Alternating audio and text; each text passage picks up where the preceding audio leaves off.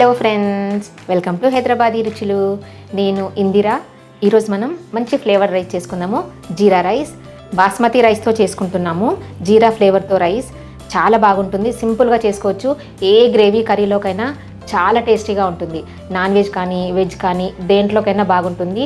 Onion కా సాలన్ కానీ, మిర్చి కా సాలన్, లేదంటే chicken gravy curry, mutton gravy curry, ఏ గ్రేవీలోకైనా చాలా చాలా చాలా బాగుంటుంది. ఓన్లీ పెరుగు పచ్చడితో చేసుకొని తిన్నా కూడా చాలా టేస్టీగా ఉంటుంది. నేను ఇక్కడ 1.5 కప్ రైస్ తీసుకున్నాను. దీంట్లో మనం రైస్ ముందుగా నానబెట్టి పెట్టుకోవాలి, అంటే ఒక అరగంట ముందు నానబెట్టి పెట్టుకోవాలి. ఈ రైస్ని 2 సార్లు కడిగి నానబెట్టి పక్కన పెట్టుకోవాలి.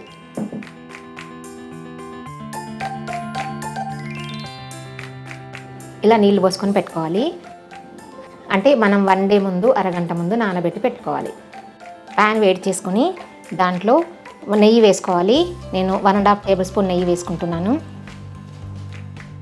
నెయ్యి కరిగిన తర్వాత 2 బిర్యానీ ఆకు, 3-4 ఇలాయచి, 2-3 చిన్న ముక్కలు దాల్చిన చెక్క, చిన్న ముక్క అనాస పువ్వు, 5 లవంగాలు వేసుకోవాలి.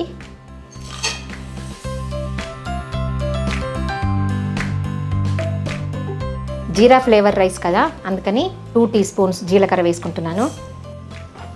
మీకు నచ్చకపోతే గరం మసాలా అంతా స్కిప్ చేసుకోవచ్చు, కాకపోతే వేస్తేనే బాగుంటుంది. జీలకర్ర 1 నిమిషం వేగిన తర్వాత కలర్ మారుతుంది కదా, ఇప్పుడు 2-3 పచ్చిమిర్చి ముక్కలు చేసుకొని వేసుకోవాలి.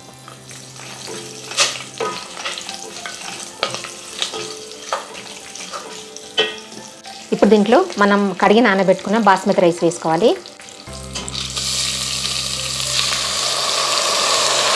నీళ్ళు వంచేసి వేసుకోవాలి.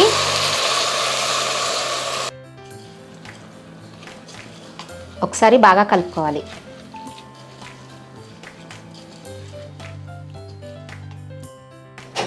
ఇప్పుడు దీంట్లో మనం 1 కప్పు రైస్ తీసుకుంటే దానికి 2 కప్స్ వాటర్ పోసుకోవాలి. నేను 1.5 కప్ తీసుకున్నాను కదా, 3 కప్స్ పోసుకుంటున్నాను. ఇంకొకటి, మన రైస్ని బట్టి కూడా ఉంటుంది వాటర్ క్వాంటిటీ. కొన్ని రైస్లు ఎక్కువ వాటర్ వేస్తే మెత్తగా అవుతాయి. అట్లా చూసుకొని మీ రైస్ని బట్టి వేసుకోండి. మీరు బాస్మతి రైస్తోనే చేసుకోవాల్సిన అవసరం లేదు. మామూలుగా మీరు రెగ్యులర్గా వాడుకునే రైస్తో కూడా జీరా రైస్ చేసుకోవచ్చు.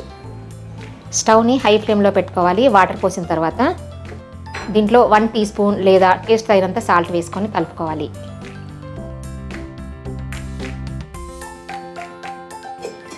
ఇప్పుడు మూత పెట్టుకొని ఉడికించుకుందాము. ముందుగా హై ఫ్లేమ్లోనే పెట్టుకోవాలి కొంచెం సేపు ఉడికే వరకు. దీంట్లో మీరు కావాలనుకుంటే పుదీనా కూడా వేసుకోవచ్చు, అంటే మీకు పుదీనా ఫ్లేవర్ కావాలనుకుంటే వేసుకోవచ్చు. కాకపోతే నేను కొంచెం కొత్తిమీర వేసుకుంటున్నాను. ఇది ఉడకడం స్టార్ట్ అయిన తర్వాత మీడియం ఫ్లేమ్లో పెట్టుకొని ఉడికించుకోవాలి.